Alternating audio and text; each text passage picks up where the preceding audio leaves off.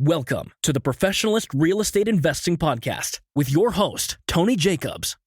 This podcast is not just about making money. It's about creating a legacy that stands the test of time. From analyzing market trends to mastering negotiation skills, we will leave no stone unturned as we guide you through different stages of real estate investing. We will bring on industry leaders and share stories from the good, the bad, and the downright ugly. So now, it's time to level up your real estate game. And there's no better way to do it than right here with us at the Professionalist Real Estate Investing Podcast.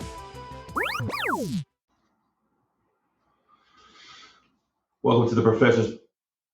Yeah, just like it. Start right. Clean it up. Start it over. Welcome to the Professionals Real Estate Investing Podcast. So with my guy, who? You know, property relief. It's Marcus Harvey in the house. Mr. Marcus, how you doing today, bro? Oh man, I can't call it. I'm just trying to win. Trying to win. Just trying to win. Yeah, it's been a minute since we've been on together. I was like, oh, we got to do one because everybody was loving the one that you was on with the Section 8. Oh yeah. That was a really good one. That was a good topic we did.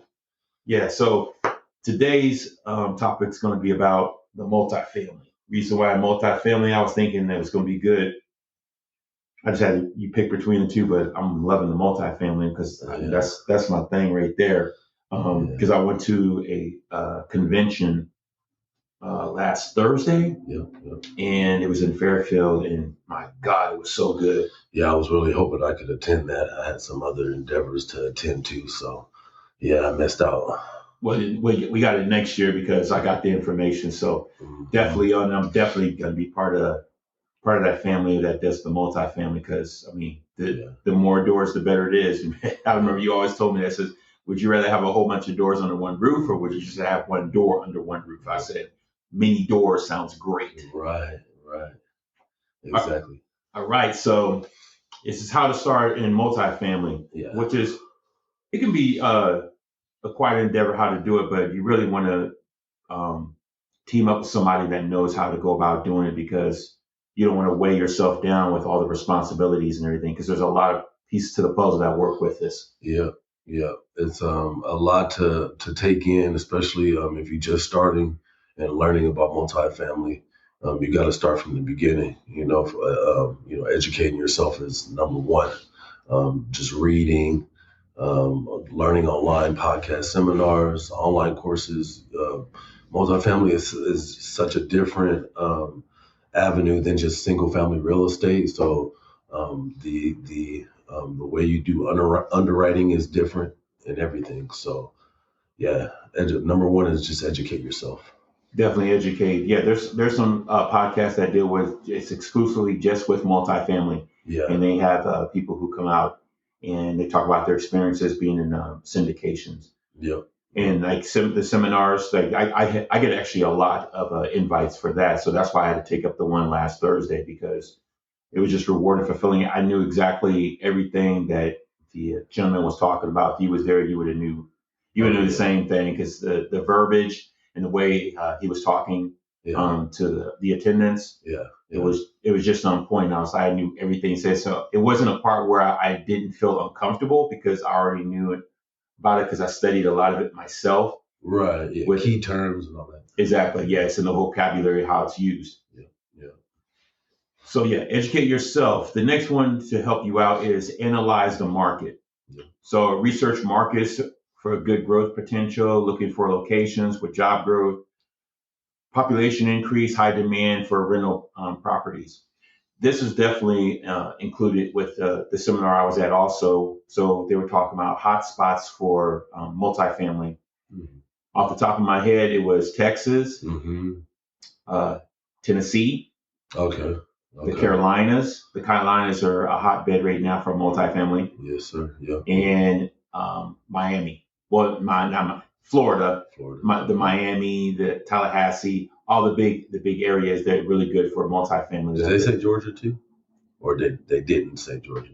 I mean, I know it's the South and there's some good deals out there. It's cheap, but yes, they did say Georgia. Okay. They said Georgia. The one that they do not at all touch is Illinois. Yeah, I've been hearing things about Illinois that the laws and stuff are changing just for like even just for wholesaling and stuff like that. But I can dig it. Like multifamily, I bet you there's a bunch of stuff changing in Illinois. So I see why. And too, a lot of it plays also too with the laws. The laws how and the rent control and the rental of properties. Mm-hmm. A lot of it plays with the states of that going on with those different areas too. Okay. Yep. I could see that. Yeah. Yeah. So basically the Midwest, the South those are hotbeds right now. They really don't mess with California that much because California needs help. Yeah. South and North. Exactly, right? And then Oregon. Basically, like I said, you have to push further to Midwest to the South, and those are the hot spots for when it comes to multifamily. Right. Yep.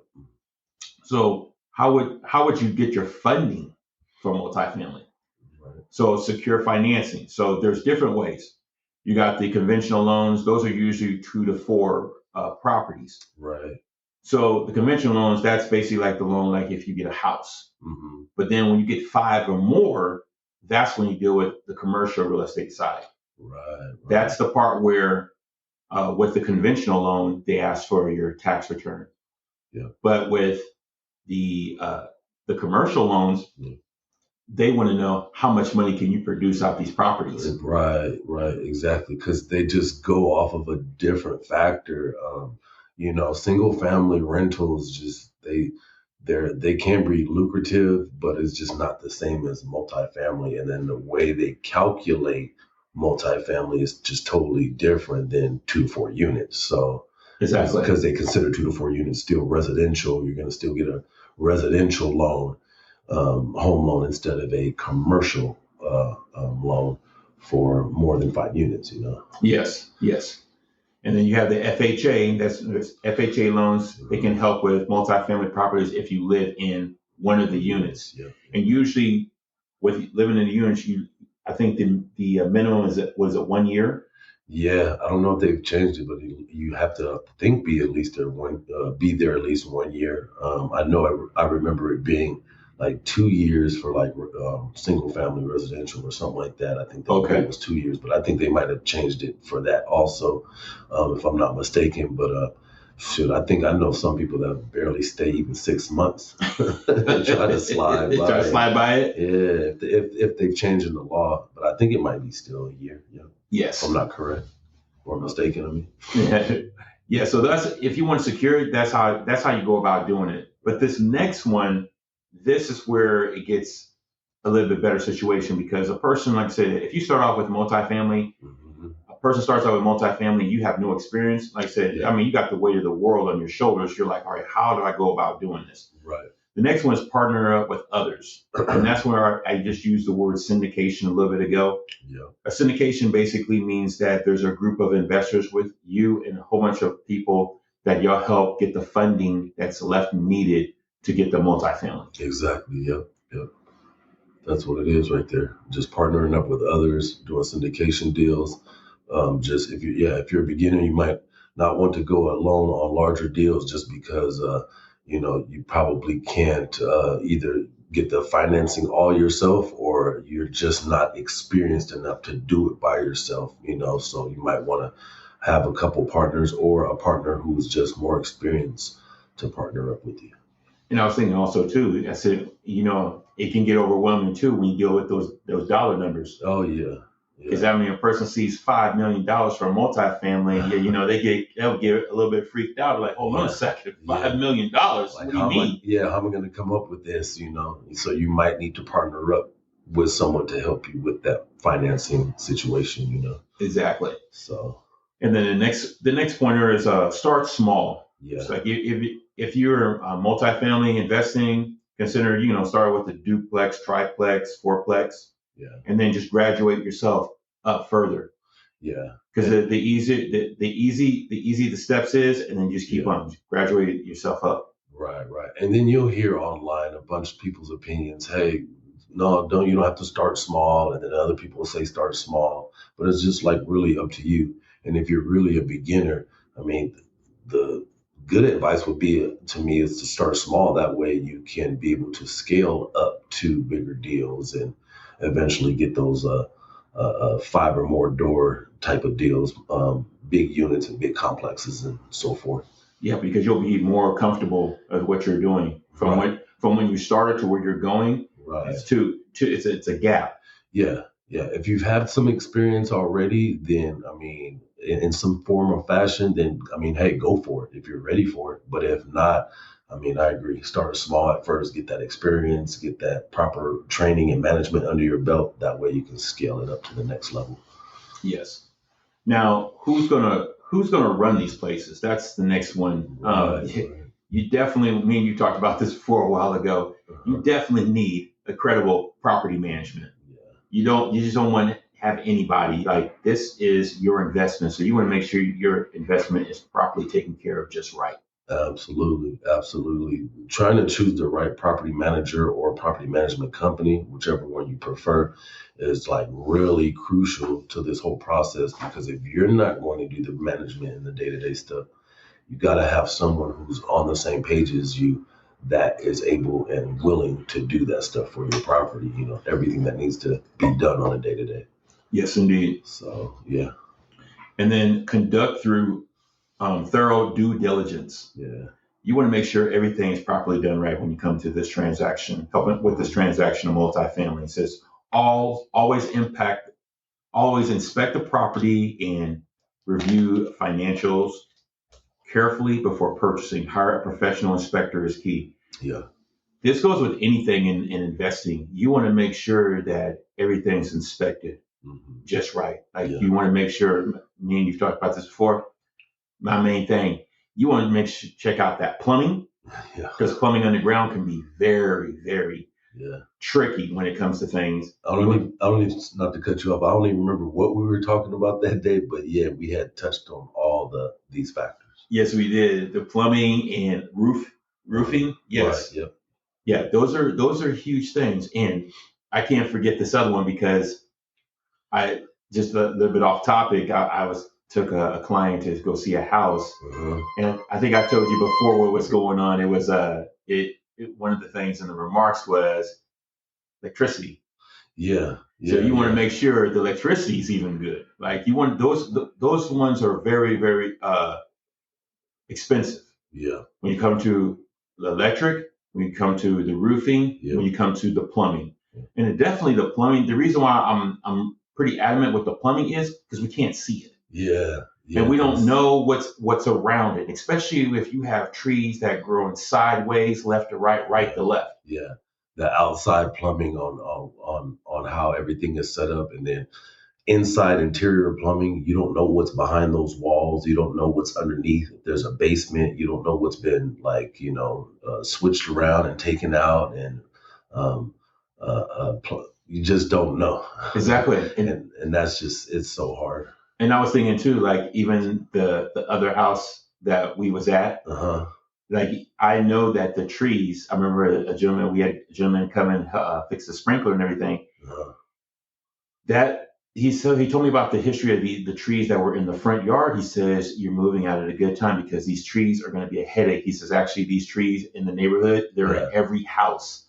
So what they were doing was they were pushing up the driveway. And then one of my neighbors, it was so bad that the roots are wrapping around the pipes.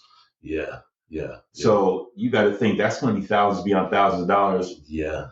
And I was like, it's time to sell. That actually happened to my parents' house that they're still in today, where one of the trees, because we had 2 trees that like right in front of the house, well, one of them got so big, the roots and stuff started lifting up the concrete and then wrapping itself around like the main sewage line and stuff like that. And my dad had to call the city out there to, start digging and try to figure it out. Like, is it on like my parents' side of the line, or is it the city's side of the line? Okay. So yeah, they had to deal with that back in the day. It was kind of frustrating. Wow. Yeah. So you want to make sure you conduct your thorough due diligence when you're any property that you want to get a hold of. Yes, sir. And then next one you want to do too, which is what we love doing, is you got to build a network. Build a network of people, of like-minded hearted people that want to be into this. Right. You don't want to talk to anybody that wants to, nothing wrong if they want to do mobile homes or if they want to do something else. But if they're concentrated on doing multifamily or diversifying their portfolio to this, go ahead and network. Like I said, they said your network is your net worth. Yes. Yep. And that's the best way of putting it right there. Yeah. I just to add to that, I feel like if you're going to be in real estate investing, then you want to build the largest network of people that you can, as far as like, brokers, lenders, property managers, contractors, landscapers, just other investors. You just want to be able to have like a good, solid network of people all the way around that'll be able to help you build what you're building. Yes, indeed. So the second part is that was how to start in multifamily investing. Educate yourself, analyze the market, secure financing, partner with others, start off small, and then just gradually graduate up in time. Yep, scale up. Yep. And then property management, conduct thorough due diligence, and build a network. This part I like is the advantages of multifamily investing. Oh yeah, yeah. So the first one would be the economic scale. It says the economic scale with the multifamily would be expenses such as maintenance, management can be spread across multiple units, lowering per unit costs. Yes. Yep. That is just like one main factor, if not one of the main factors with multifamily, is just, you can spread out the maintenance stuff and the management and just having more doors to be able to go off of, because just going off of one door, you're only going to get so much. But if you, spread out the work and spread out, like by having more doors, then that's more cash flow in the end that you can be able to produce, because you have more units to be able to fill up and to go off of. So that's the beauty of it, just being able to scale that, Yep, like you said, that the next one, that higher cash flow. Yeah. Would you rather want one door under one roof, or would you want several doors under one roof? Right, exactly. And then it goes to the part of like tax purposes too. Do you want one tax payment per year on a building, or do you want multiple tax payments on multiple properties, single family properties? Exactly. Every year, depending on, hopefully they're all in the same area, but if they're all spread out, all those single families are spread out, then you got different tax bills every year. Yes, you do. So. And then easier financing. It says lenders often view multifamily properties as less risky because of the potential for multiple streams of income and making it easier to secure financing. And like I said, the difference between single family is they go by taxes. Mm-hmm. When it comes to commercial real estate, 5 units or more, they're going by how much money can you produce off these units. Right. They want to go off of NOI and then that cash flow. How much cash flow are you bringing in? But they don't even, there's no calculation of NOI in 2 to 4 properties. They just say, hey, the rent is this, and the expenses are this, and this, and then that's it. There's no real calculation of net operating income like it is in commercial real estate. So. Exactly. Yes. And then portfolio growth. Mm-hmm. As I was mentioning about diversify your portfolio, broaden it out, because that's what a lot of people want to do. They don't want to stick their money in one thing. They want to send in different streams of income. Right. Yeah. And then I remember someone telling me, I'm trying to remember who it was, but I remember they told me this. They told me never forget this.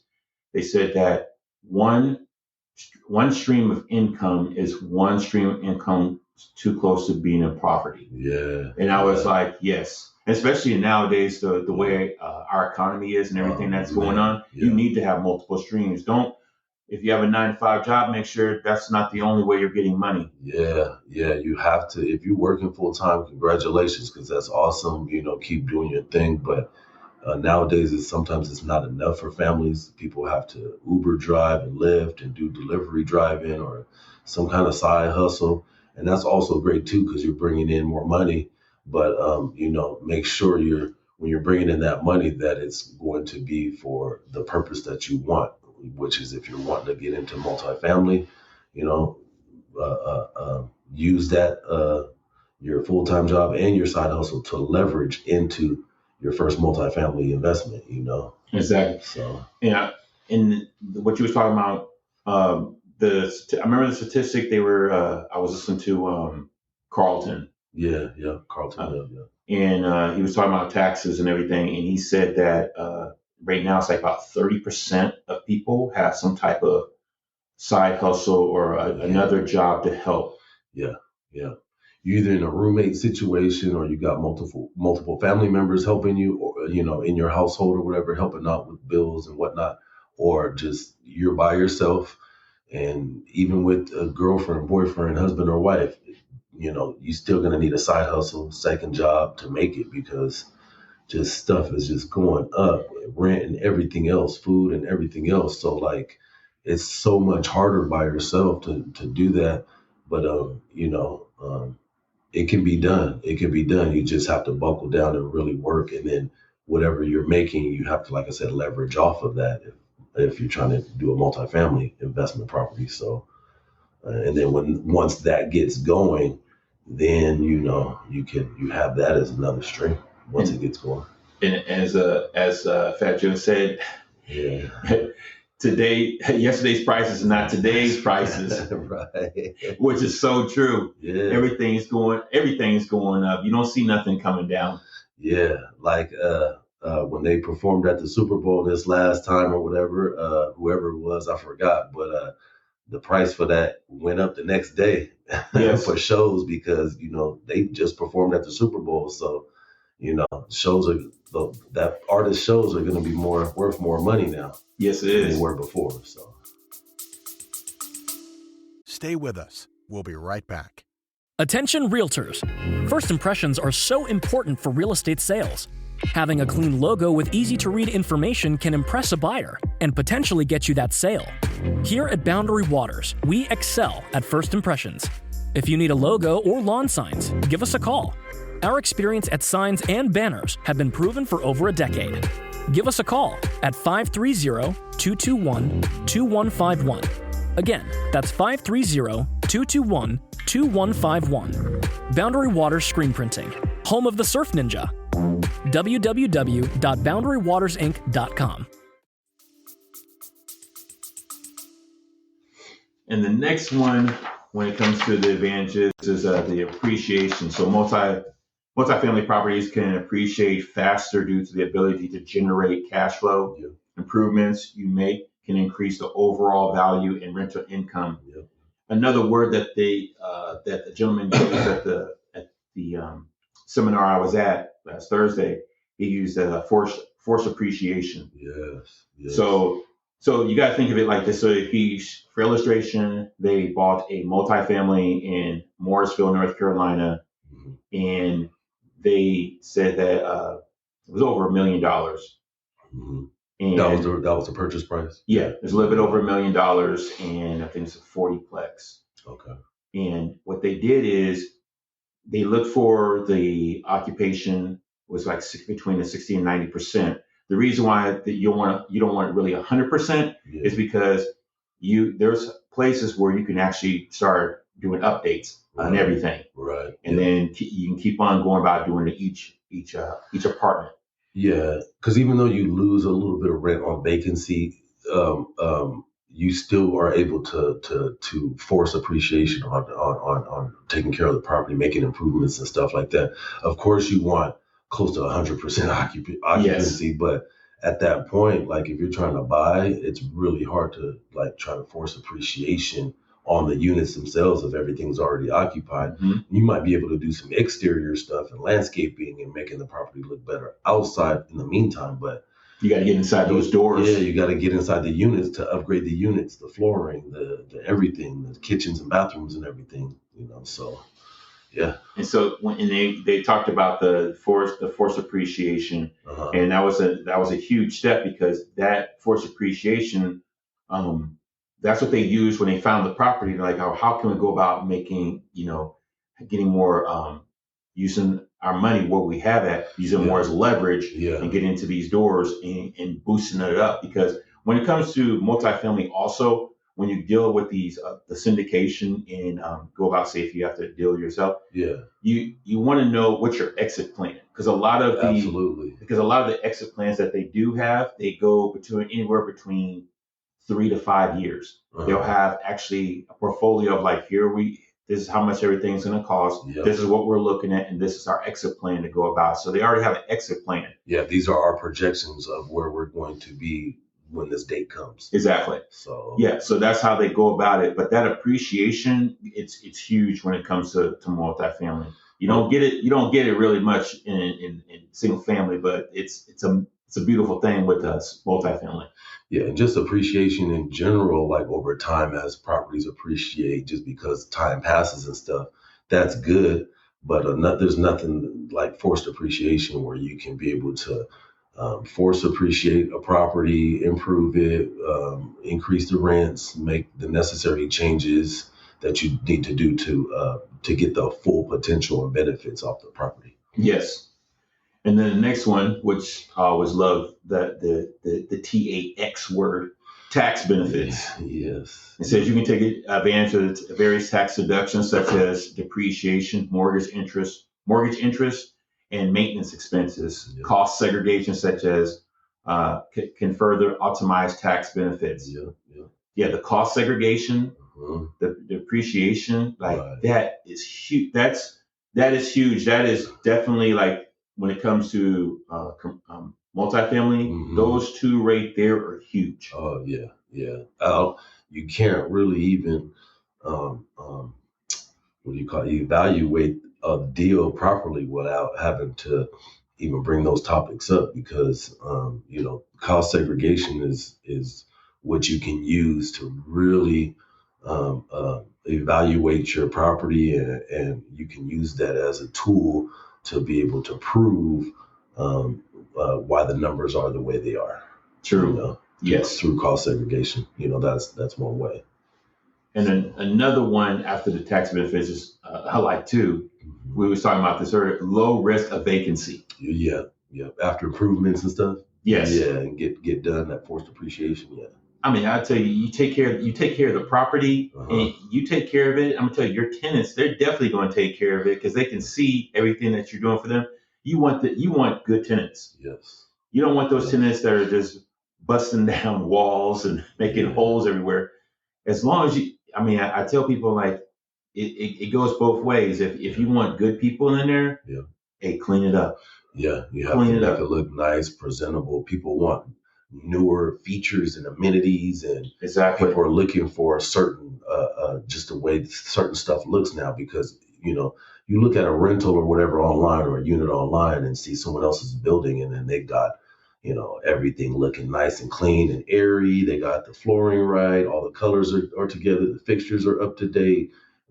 People are going to want to move in that building. They're going to want to move in those units because it's just more appealing. Yeah, the vibe, the aura. Yeah, just living there. Yeah, and then you take care of it. They take care of it. You have a tenant for a long time. Yeah. You don't have to worry about anyone leaving. Right. Yep, exactly. I agree. And then the last but not least, professional management. So large properties can afford to hire professional management companies, reducing the burden of self-management. Yeah, you don't need that headache, but you always want to find a professional management. Yeah. You want to do your due diligence on that. You just don't want to go with anybody. You want to go with people that are credible, that other people are working with. Word of mouth goes a long ways. Oh yeah, for sure. And for me to add to this topic for professional management, I want to say that the large properties, they can afford, obviously, property management companies. Even if you're like have a couple 2 to 4 units, like maybe you have a couple different ones or whatever, different properties. It's hard to like self even manage those sometimes, because you have to take the time to tend to the tenants and everything, and you got to have that time there to be able to do it. And it's almost like having a full-time job. Yes, it basically. So my recommendation is, like, I guess if you're starting out, kind of like get familiar with property management and kind of know it. But if you want to save yourself some time, man, hire a company. Yes, right. Exactly. Give them that little, the bigger the properties, from what I'm hearing, multifamily, the bigger the properties, the less you can kind of give them every month if they're managing multiple properties for you. So if you're like 300, 500 doors, you Grant Cardone in it, he's probably giving companies 2-3% Right. every month. But if you're just got one building and, you got a bunch of doors in that one building, then what is it, like 10%? Some of these about companies, 10%. yeah, like 10% at least to manage the building and all the units and do the trash outs and the vacancies and, dealing with all that and, the day-to-day stuff. That's a full-time job right there. Yeah. So, just my opinion, like you might want to be familiar with property management, especially if you're at the 2 to 4 unit stage. But then once you get to that bigger property, you're gonna have to just delegate that because unless that's something you like to do, Yeah, is exactly. manage properties, then that's fine. But and you have your own property management company, that's fine. But still, you don't want to be doing this stuff day to day like a normal job, man. You want to delegate that to someone who will take care of your property just as good as you would if you were managing it. And I was going to say this too. You got a property management. That's a tax deduction right there. Yeah. And find a really good property management company that's not going to haggle with you on every little thing that's going on with the property. Just find. You can nitpick all day. Yeah. Anything, especially you can nitpick all you want. Yeah. So like you don't want them emailing you, calling you. The company's supposed to do everything for you, but you don't want them emailing you and calling you about every little thing about what happened with this tenant or this problem, or you just want them to be able to take care of it. You make the big decisions as a property owner, but you let them know, I need you to do your job and manage this thing. You're right. So when it comes to multifamily, start off small. Yeah. Start off small. Or see, because like with my situation, I'm gonna dive in. I'm gonna dive into a syndication. Yeah. Because you and I, we've studied a lot about this and everything. That's why everything Thursday was so familiar with me with the verbiage, the vocabulary he was using, the illustrations that he was using. I was like I was right there. I knew exactly what he was doing. Yeah. So I'm basically getting myself ready for syndication because I know exactly how it goes about it. Right. But then but the thing about it is you got to learn about syndication also if you're in a big pool syndication, that you're going to know exactly everything that's basically going on. Yeah. You're going to know all the details about the deal. You're going to know who's involved. You're going to know how much money you got to put up and what everybody else is putting up to make it, fair for the group. And syndications could be lovely because you really don't have to do anything yourself but put in your money, your investment. So let the money work for you. Exactly. So so this is how to start multifamily investing. It can get complicated, but whatever you do, start off in baby steps. Start off small. Start off with the duplex, the triplex, the fourplex. If you feel like you can step up with the big boys to the bigger complexes and the bigger multifamily properties, hey, go for it. But for the most part, if you're just getting started in multifamily, you might want to try a 2 to 4. See how it works out. Kind of get the property management skills under your belt, so you kind of know what's going on. Even when you hire a company, you'll know what they're doing because you've already educated yourself kind of in a way on being a property manager. So and then like the number one out of everything, educate yourself. That's basically what I've done. I've educated myself as to going about with multifamily, wherever niche you want to do. You definitely want to do your education, do your due diligence, and and if you don't know, talk to someone who's in that field and learn everything you can. And then if I have any questions, I'll Google it, or sometimes I'll even go in as far as I'll go to I can't go wrong with Bigger Pockets. They're the biggest real estate investing platform that we have. So I go there, and before I ask a question, I go and see if that question has already been asked and it has an answer to it. Yeah. So, yeah. Right now, I can't, not to cut you off, I have to learn from right now Grant Cardone, multifamily king. And then, there's other people out there besides him that are very successful in multifamily commercial real estate, residential real estate, besides him. But, he gets a lot of, notoriety right nowadays and stuff like that. He's kind of popping right now as far as multifamily commercial real estate investing. But there's other guys. I just been following him a lot, especially with the kind of deals he's doing, because eventually we're going to get to that day where we'll be able to underwrite those big deals that he's doing. Exactly. And then I deal with it, definitely Grant, and then I deal with Rod Khalif. Rod Khalif, another multifamily. Yeah, he loves some multifamily too. I've done one of his workshops also. So but that was it for the how to start in multifamily. So rather than that, anything else you want to say? Not really.